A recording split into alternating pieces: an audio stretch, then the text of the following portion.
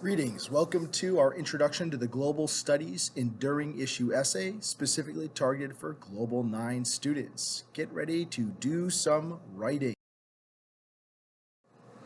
So first and foremost, it is important to understand what this essay is. So here I have included what will be on your essay in terms of its cover page. So this is in fact the Enduring Issues essay. This question is based on the accompanying documents. The question is designed to test your ability to work with historical documents. Some of these documents have been edited for purposes of this question. As you analyze the documents, take into account the source of each document and any point of view that may be presented in the document. Keep in mind that the language and images used in the document may reflect the historical context of the time in which it was created. Our directions. Read and analyze each of the 5 documents and write a well-organized essay that includes an introduction paragraph, several paragraphs, and a conclusion. Support your response with relevant facts, examples, and details based on your knowledge of social studies and evidence from the documents. It then goes on to address our task. The task is what you will actually be graded on, how well you address or complete this task. It gives you a definition of what an enduring issue is. I highly recommend you use parts of this definition in your introduction. An enduring issue is a challenge or problem that has been debated or discussed across time. An enduring issue is one that many societies have attempted to address with varying degrees of success. In your essay, identify and define an enduring issue raised by this set of documents. Use your knowledge of social studies and evidence from the documents, argue why the issue you selected is significant and how it has endured across time.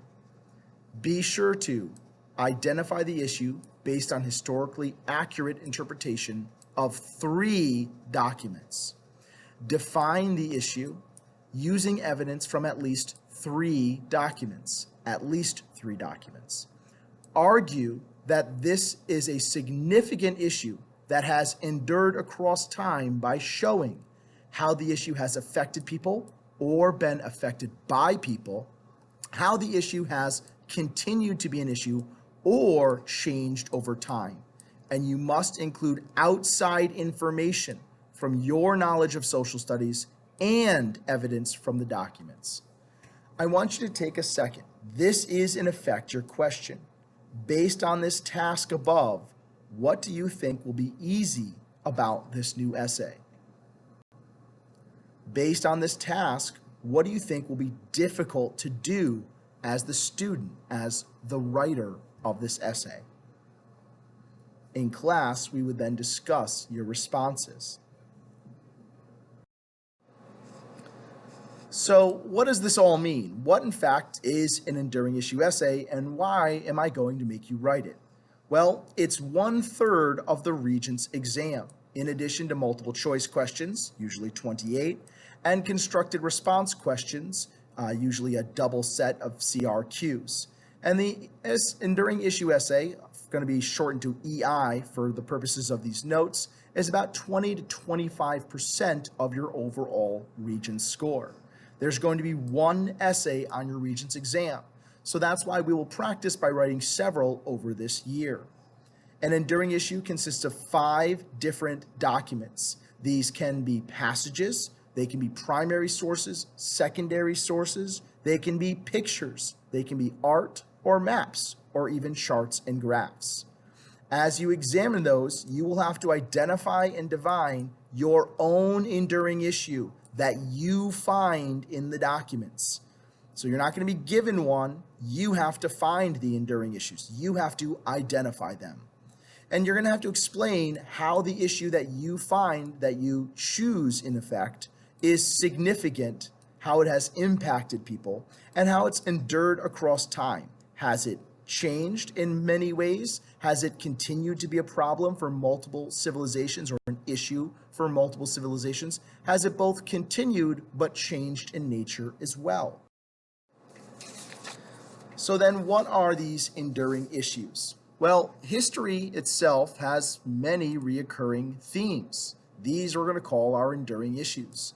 The enduring issues are key to understanding this essay. If you don't have a little kind of arsenal or idea of what these are and how to see them and are not capable of seeing them in documents, this essay becomes very, very challenging.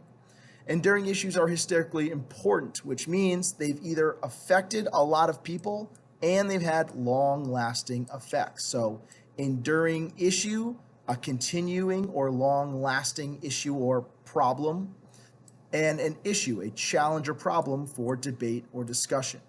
Something is significant if it's important. Something is historically significant if it's affected a lot of people and had long-lasting effects. An example is your Neolithic revolution. That is, when humans learned to domesticate plants and animals, the first farming. That is significant. It radically increased the supply of food. It led to the first towns and villages and settlements. It led eventually to the first civilizations, and nearly every person on Earth today benefits from the Neolithic revolution. There's only a couple communities that are still hunter-gatherers in the entire world of nearly 7 billion people. This is a large list of possible enduring issues. Again, the true one, kind of handed out by the Regents, has nearly 768 different enduring issues. I will post that to our enduring issues folder, so you can take a look at the big giant list if you would like to. But these are the ones that you are most likely to be able to identify in various documents. Some of these, like impact of industrialization, they make a lot more sense in Global 10, because that is a huge unit in Global 10. And again, do not forget that the actual Global Regents is based only on Global 10 material. You can use stuff from Global 9, but the documents in those essays would only be from Global 10. We need to build the skills to write those essays next year, because I will not have the time to teach you how to write essays next year. We're going to teach you how to write them using Global 9 material, because once you've developed the skills of writing, you can translate them to really any topic or contents. So we have conflict, we have human rights violation, power, the lack of power by some people, or the distribution of power, or how it's used in a society. Equity or lack of access, that some people in societies have access to resources, power, or rights, and others do not. Scarcity of goods, food, water, reliable farmland, whatever. Security, that nations undertake different policies to try to promote their security, like the Delian League, an alliance of city-states that work together to protect themselves from Persia. Population growth, that human populations grow and change, and what are the effects of that? The environment or geography, how humans impact the geography, or the impact of geography on humans, or vice versa, back and forth. The exploitation of labor. You could use your lower castes in India. You could use slavery as an exploitation of labor, people working hard but not really reaping the benefits of it. The impact of trade and how trade changes civilizations. The impact of new technologies or innovation. And then a lot of these really are our Global 10 ones. Urbanization, the growth of cities, nationalism, imperialism or colonization. Imperialism we can definitely use, though, this year. Empire building we can definitely use this year. Impact of migration, that we can use both years. Globalization, we can technically use that. Cooperation, groups coming together to solve problems. Cultural diffusion, and tensions between traditional ways of doing things and more modern ways of doing things. And of course, you should have a chart of this as well that has many of these, along with definitions and examples from Global 9. So what do you have to do on an enduring issue essay? Well, to score well, you have to be able to identify and define an enduring issue in at least 3 documents. You have to answer the following questions. Identify and define an issue in at least 3 of the 5 documents. How the issue has affected people, how the issue continued to be an issue or changed over time. Then you have to use and include information from the documents. If you do so, end your sentence in which you use document information with parentheses, doc, and then the number, document 1, document 2, whatever, close parentheses and period. This does not mean quote the documents. It means use information from the documents. You must also use and include outside information, which is why I've been working on you trying to think of outside information, stuff that is related or relevant to the documents, but isn't necessarily included in the documents. When you do that, you end your sentence in which you use OSI with open parentheses, OSI, outside information, close parentheses, period. An easy way to remember to do these things, to try to get a maximal score on this essay, I would say right at the top, IDEC, I don't even care. Just write it right at the top of your essay paper so you know what to do. If you do all of these things, even only a little bit, but you do them all, you can get generally a passing grade on this essay. You must identify. You have to clearly identify. That means name or label or state one enduring issue that you find in at least 3 documents. In that same paragraph, your intro paragraph, you need to define the issue. You need to give a definition of what it is. What is conflict? What is trade? What is cooperation? What are human rights violations? And then in your body paragraphs, you need to explain the significance. Explain how this issue has been significant, how it's affected or impacted people, civilizations, or been affected by people and civilizations. And in your body paragraphs, you need to say and discuss or argue that this issue has continued to be an issue throughout human history, or the issue has changed.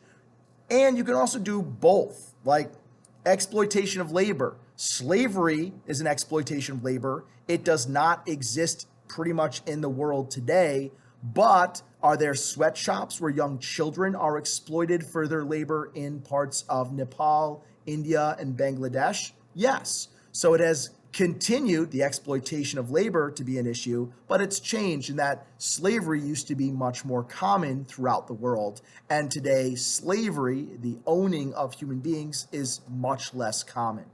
So I don't even care. IDEC, you do this, you can probably get at least a 2 out of 5 or a passing score.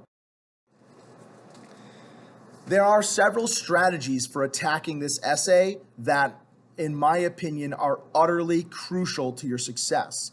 And because of that, I will enforce their use / force you to do them through basically points. The enduring issue essay in my class will be worth around 120 points or more, and at least 20 or more of those points deal with your strategies for documents. You need to interact with the documents.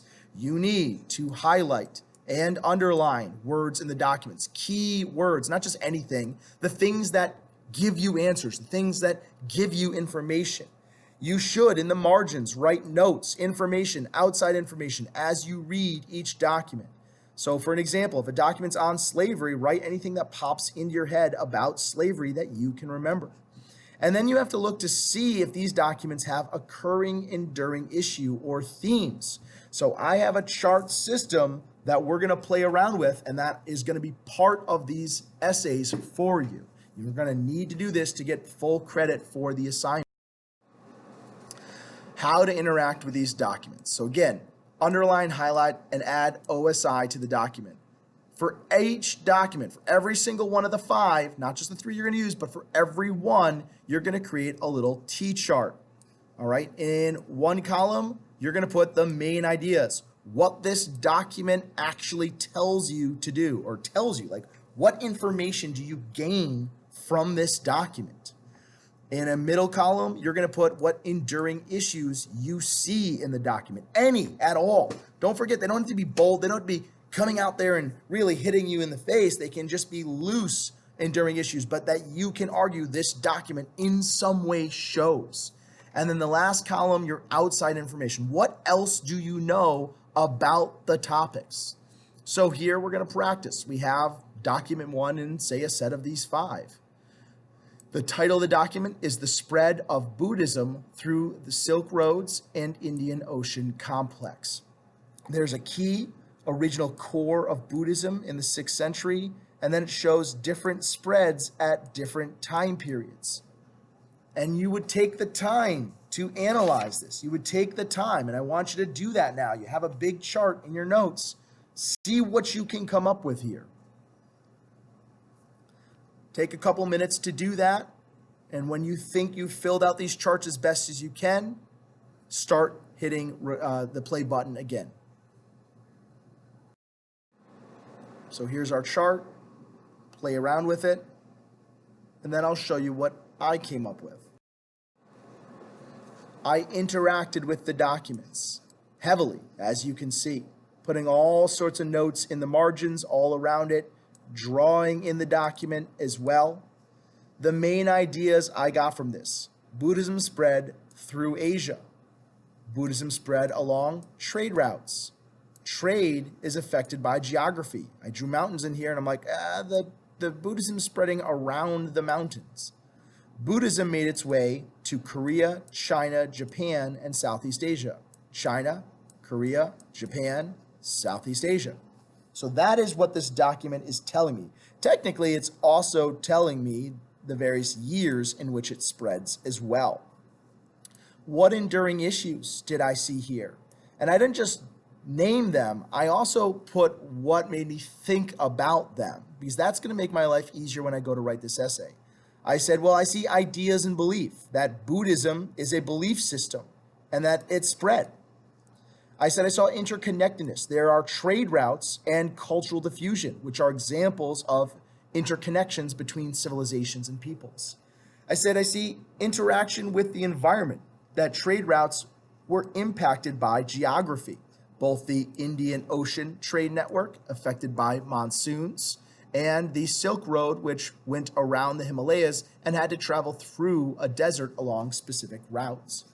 Well, what about my outside information? A lot of it you can see all along the outsides here. I love making notes in the margins. I still do it in my textbooks today, in the books I buy today, which hurts the resale value, but I have a big library and I keep them, so it's not a problem.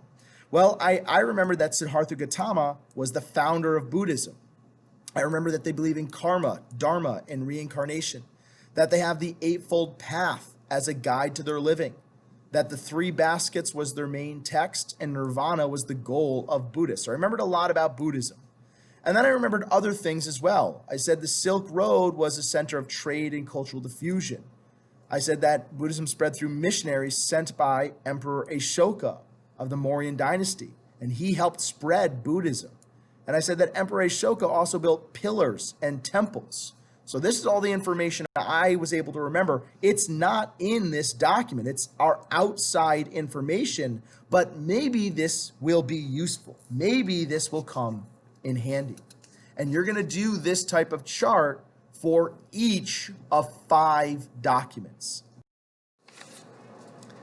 After you've read all of these different documents, you now can go back, and because you've listed the enduring issues, because you've interacted with all these documents, you can start using the Regents planning page. You can start trying to figure out, what are you going to write about? There is no real question here. You have to design your own essay. It's a research essay.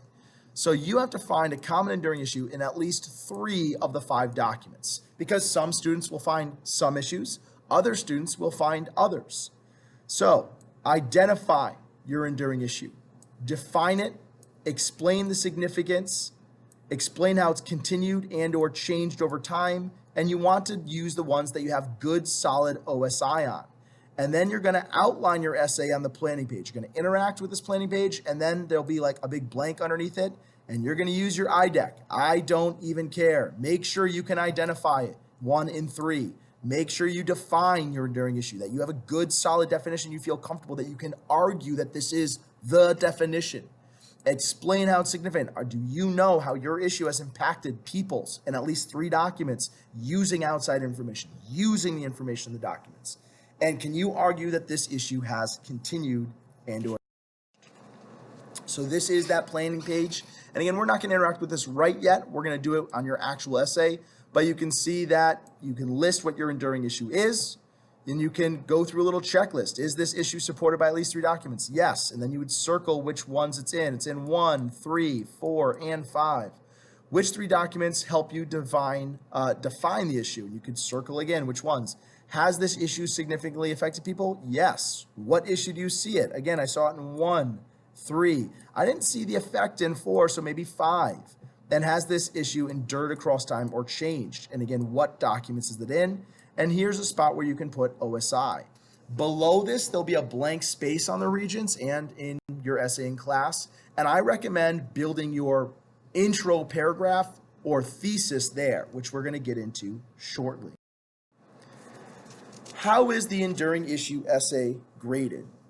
The grade is completely based on how well you address the task. That task of identify, define, explain significance, and explain and argue continuity and change. If you don't do these things or don't do 1 out of the 4 of these things, it becomes much harder to give you a higher score or even any score at all. 2, the enduring issue essay is graded on the depth of knowledge you show and illustrate, the amount of relevant facts, examples, and details that you can include. Hence, having a greater knowledge of history is very, very helpful here. Other elements of your grading will be based on the quality and the amount of evidence you use in your essay. Evidence from the documents. So low quality is just literally quoting things from the documents. That will end you up with a 1 or a 2 at best.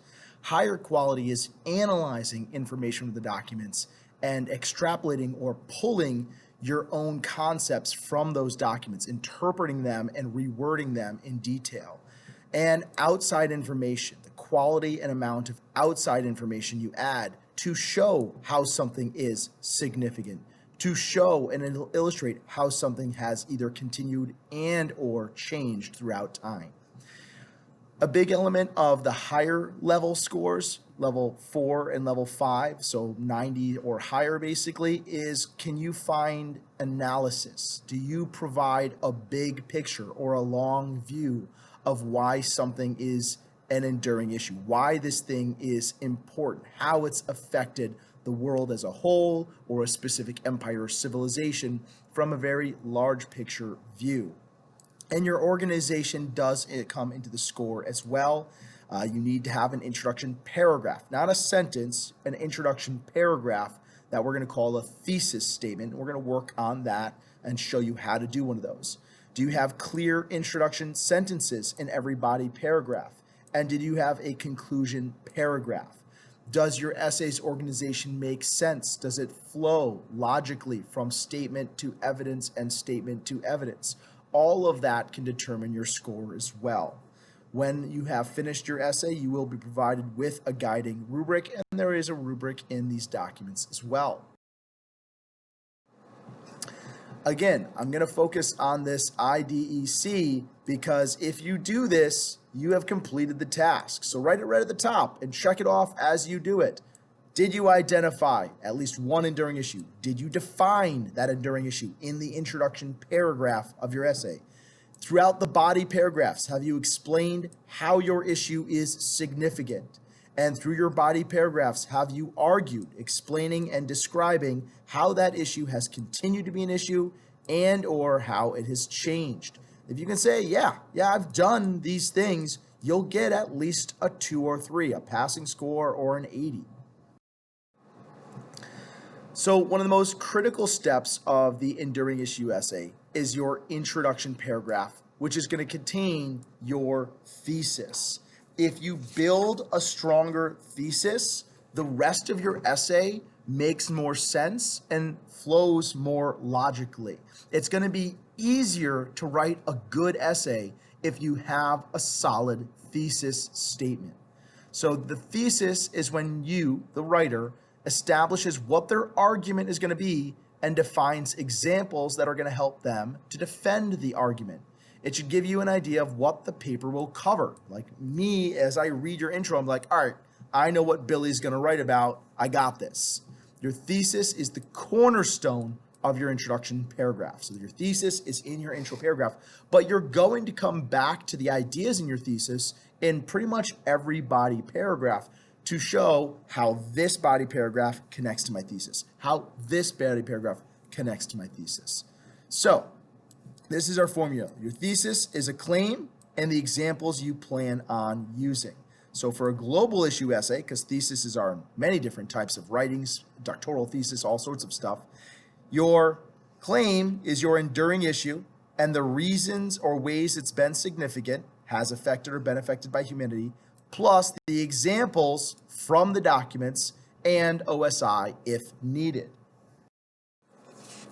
So here's a template. You do not have to use this at all. It's just something to help you wrap your head around what a enduring issue thesis and intro paragraph can look like. So since the beginning of time, humanity has had to address enduring issues with different results. One enduring issue is, and you list your enduring issue, whatever it is, conflict, trade, belief systems, whatever. The enduring issue of your issue means blank, and then define it. Clearly define your issue.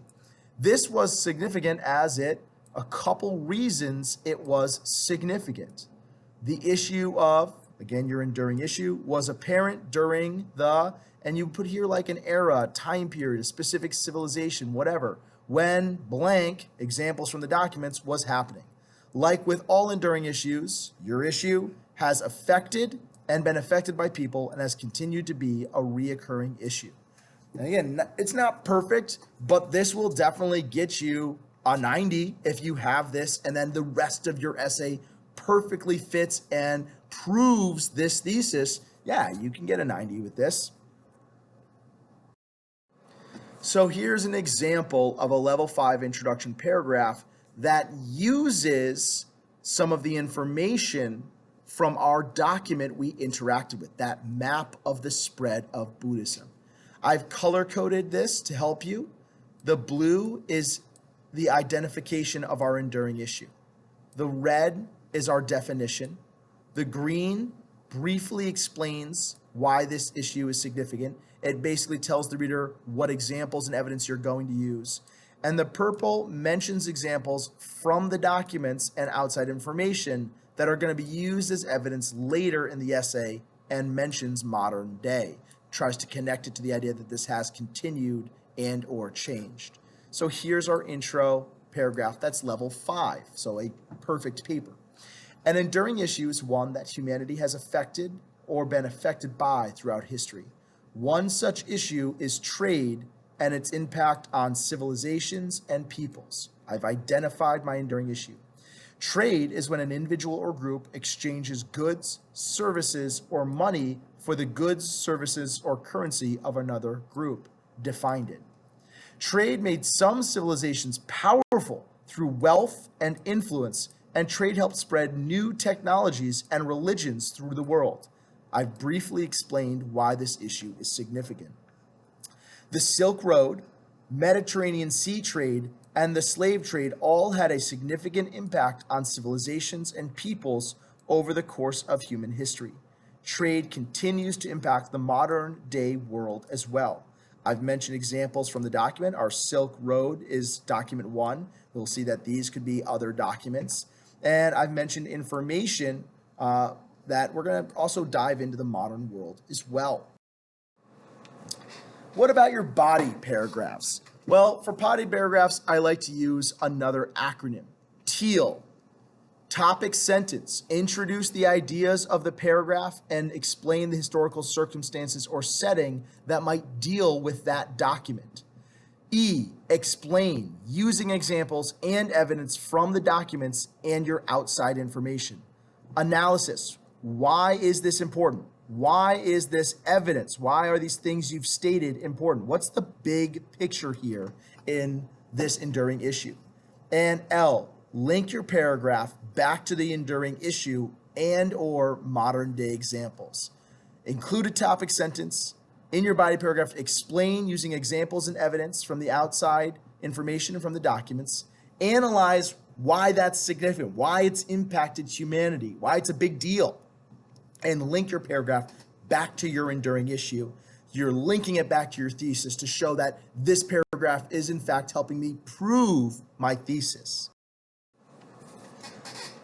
Other ideas for body paragraphs, you need to include both information from the documents, not quotes, information, and outside information, stuff that you've been taught in class, stuff that have been in the guided readings, things that have been in our document packets, things that have been in the, well, rare videos we get to watch. That's what you need to include here. Documents should be noted with a document number at the end of sentences that include information from that document. Outside information is noted with a parentheses and OSI at the end of the sentence that includes OSI. And use transition words. Example, for instance, for example, furthermore, in addition, as well as, and avoid weak word choice and words that lack detail. The trade was very big to Chinese people, with silk being a big trade that they had a big impact. Like that's terrible. Don't use they. Tell me which civilization. China under the Han Dynasty, the peoples of the Indian subcontinent, Africans involved in the slave trade, or Europeans involved in the slave trade. Be specific. Provide details. That is crucial to proving your depth of knowledge, which is one of the central parts around which these essays are graded. So, other ideas for body paragraphs include different styles of language. All right? Higher level essays contain descriptive and analytic language. So, descriptive. And this is, for descriptive, like this will get you level 2 and 3. This will definitely get you up to an 80, maybe even an 82 on the essay. You state what happened in history. You explain a theory or a belief or belief system. You describe methods used to trade, to spread a religion, whatever. You state when or where something has happened, that the Han Dynasty existed from 200 BCE to 200 CE, and that it happened in China. You explain how something happened, that there was a series of peasant rebellions that brought Gongzhou Han to the throne, or Liu Bang to the throne, and he then becomes the new Han emperor, something like that. Your analytical language is what you need for level 4 and 5. If you don't have analysis, it gets very hard to give you any higher than, well, basically an 80, 82. So state what happened, and then in another sentence, what is the impact of that happening? Why is it important? You explain a theory and belief, and then to analyze it, how is this theory or idea relevant to the time period? How is it relevant, or how does it impact the society, the event, or even today? You describe how religion spreads. Were these methods effective? Did the expansion of Buddhism along the Silk Road and through missionaries, was that effective? Were they positive? Did it help China, or did it help Korea and Japan? Or was it negative? Did they achieve the desired results? And if we say, well, missionaries wanted to spread Buddhism outside of India, were these methods effective? Yes, it is practiced outside of India. You provide that value judgment. Analytical language for description, you state what happened, explain why the timing or the place or setting was important. Instead of explaining just how something happened, do that, and then explain the ways in which this event, action, or policy was positive or negative. Did it help a civilization, hurt a civilization? Did it lead to positive changes or negative changes? Of these are not found in your notes. So, as you get these documents, review your notes, take a look at other stuff, think about this outside information. So here's an example body paragraph using this TEAL, this topic, sentence, explain, and evidence, analysis, and link.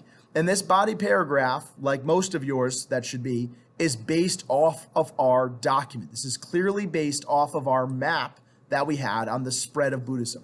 So I've got my topic sentence, right? Along with goods and services, religions can also spread through trade. Remember, that was our enduring issue in our introduction paragraph, our thesis. Buddhism was a religion that spread from India throughout Asia, primarily along trade routes. Document 1. Because I'm using information from document 1, I'm quoting document 1 or alluding or citing document 1.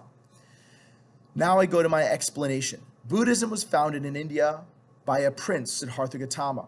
It includes the ideas of the Four Noble Truths that claim all life is suffering, and suffering stems from desire.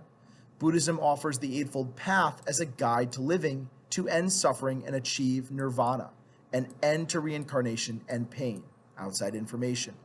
Buddhism's focus on ending desire and peace affected India during the Mauryan Empire. Their ruler, Ashoka, converted to Buddhism after a bloody battle that was caused by his desire for personal power. As a Buddhist, Ashoka vowed not to engage in wars of conquest anymore. He wanted to spread Buddhism. He had temples built in which monks would be supported by state funds and be allowed to teach Buddhism to people. He also built pillars with Buddhism writings carved into them and to remind and educate people. Ashoka built these and rest stops along trade routes. So again, I'm explaining my topic sentence. Now I'm going to provide some analysis. Knowing that more people would travel along these trade routes and see the writings of Buddhism and might be interested in conversion, OSI. I go back to explanation. Ashoka also ordered the spread of Buddhism through Buddhist monks acting as missionaries. These missionaries traveled by sea along the Indian Ocean trade network, whose yearly monsoon trade winds made transport reliable. This spread of Buddhism to Sumatra, Java, and southern China, which are all areas named in the document. Buddhist monks and missionaries also traveled along the trade routes of the Silk Road, making their way as far as northern China, Korea, and Japan. And again, that I took directly from the document. I go back to analysis. So I provide a statement, I provide information, and now I analyze it. These trade routes offered safe methods of travel to monks and would connect to major trading towns and cities. These major population centers would be the first destinations of the Buddhist missionaries, as they provided a larger population to teach to and convert. Missionaries could travel with trade caravans throughout Asia. The methods of Ashoka and other monks traveling along trade routes were successful, as Buddhism is the most widely practiced religion in China, Korea, parts of Southeast Asia, and Japan. This is from both Outside Information and Document 1. It provides a system of moral guidance and faith to millions of people. And now I'm going to connect it back to my overall enduring issue that was in my thesis, right? The connections made by the large trade networks of the Silk Road and the Indian Ocean helped spread Buddhism's new religion far outside of the area it was founded and helped make it a dominant religion in the world today. My whole thesis was about trade being able to spread beliefs and religions. This paragraph shows explaining what Buddhism is and then showing that and explaining that it spread along trade networks and why the trade networks acted as this vehicle for its spread. So ideas for how to word your body paragraphs. People in your area were affected by your issue. This can be seen in, now you're going to provide your explanation using information from the documents in OSI. And then you provide analysis. You give examples of how this enduring issue could have influenced or been influenced by people. And again, this is not your body paragraph. These are some of the sentence structure you can use for your paragraph. How to show continuity or change. The enduring issue of blank led to change in continuity. Pick one, or word this differently. It led to great changes in society as seen in using your evidence from the documents. Another example is provide OSI. Or this was caused or by or led to blank. Give as many examples from like the modern world or other parts of the world as you can, but you have to be careful not to focus too much on US history. You really need to keep this more globalized. You can use examples from US, but really not many. You have to focus on world history, the history of China, the Middle East, India, Africa, Europe, South America, Latin America, the oceans, things like that. And then you are going to need to build a conclusion. You have to have a conclusion paragraph. If your essay lacks a conclusion paragraph, you are really limited to probably a 2 out of 5 or a 65. So the point of the conclusion is to really wrap up what you've done. You're going to restate that you've answered this question, never using I though, and you're going to show how you address the task. You're basically summarizing what you've written. So what do? You restate, you repeat and recap using different language, your thesis. So you're going to rework your thesis in using different words, using different language into a new sentence basically. And then you make connections, including a couple minor mentions of the evidence, the facts you used, in which you proved your thesis with OSI. Good global conclusions include some sort of insightful thought. It could be, making connection to something else. Because of A, we now have B. B, point out how things have changed between then and now. Before, trade primarily happened through horses, wooden ships or sail-powered ships, wind-powered ships, and people walking. Now trade is aboard planes, trains, trucks, and great shipping boats that cross the oceans using gasoline or diesel power. You point out how much things have changed in the grand scheme of things. An example of a conclusion, blank, your chosen issue. Trade has been an issue that has affected and been affected by humanity from the beginning of history. It spread religions, it led to the wealth and power of some empires over others, and it helped spread new technologies, something from your docs or OSI. Multiple people, civilization, nations, multiple regions have been affected from, and a couple examples from your essay. And again, you can kind of reuse the facts in your body paragraph. You just restate them in a slightly different language. Clearly, trade has been one enduring issue that has significantly impacted humans and has continued to be significant to our societies. Your finished product should have an introduction that addresses the question, that identifies and defines your enduring issues, and has a couple examples of how it's significant from the documents. Body paragraphs need to explain the impact on people and how it's changed and or continued. And your conclusion restates the question and shows proof. This is a list of common errors that we frequently see in the enduring issue essay, and honestly just in writing and essay writing in general in global studies. Do not start a sentence with, in document 1 it says, or it shows, or according to document blank. You are going to state the facts and relevant information, and then you cite it at the end with a document number. Example, Buddhism spread outside of Asia along trade routes, document 1. You don't go, document 1 shows a map where Buddhism spread. Like, that's terrible writing. You will severely limit your score if you write like that. Never use I or my in a social studies essay. Never say, the enduring issue that I have chosen to write about is blank. That is bad. Muy mal. I'm not going to cut off your hands or anything, but I'm not going to be happy. Do not use shorthand or numbers. No and, no plus sign, no slash for and or, no slash marks at all. I know I have them in the notes sometimes, but my notes aren't a formal essay. They are quick notes for us to get through material. You write out numbers, everything except for years. Years you can put 3, 21, or whatever the case is. Try to use higher level vocabulary. Instead of many, use several, numerous, or multiple, or plethora, or myriad. Instead of important, use significant, essential, critical, crucial to the development of, something along those lines. You have to show how your essay issue continued or changed. A lot of kids miss this. They do the significance and they do it fine, but that'll really limit you to maybe a lower 3, somewhere in the 70s, or 2, quite frankly. You have to try to connect it to some issues maybe today.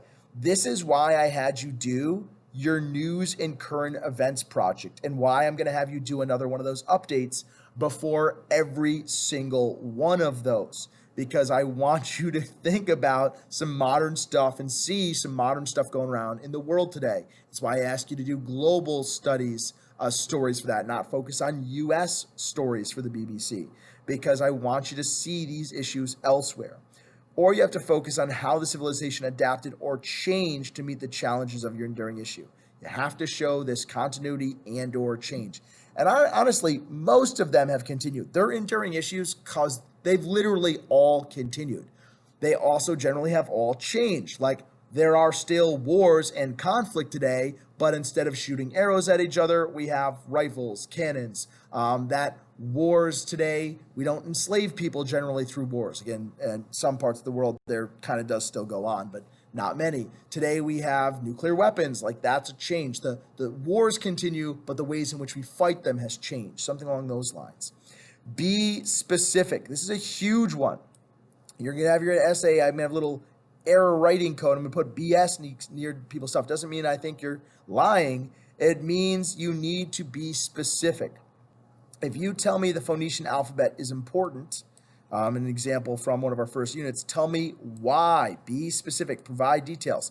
This is level 1 to 2 writing. This is level 4 writing. Example, the Phoenician alphabet allowed their civilization to keep business records and communicate with different civilizations as they traded throughout the Mediterranean Sea. And do not quote documents unless this quote is utterly essential. And if it is, it should be no more than one sentence or a part of a sentence. Here's the caveat.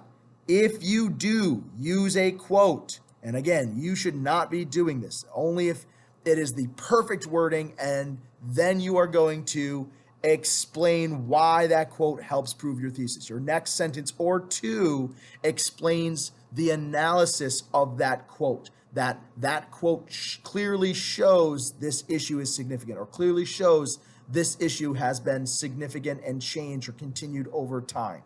If that quote is not, if you just string together a bunch of quotes from documents and put them as your essay, even if they're not in quotes, if they're just copied from the documents, you're getting a 1 or a 2. At best, you can hope for a 64 or a 63. That's just the way of it. These are not supposed to be a bunch of collections of quotes. They're supposed to be you interpreting and analyzing the documents.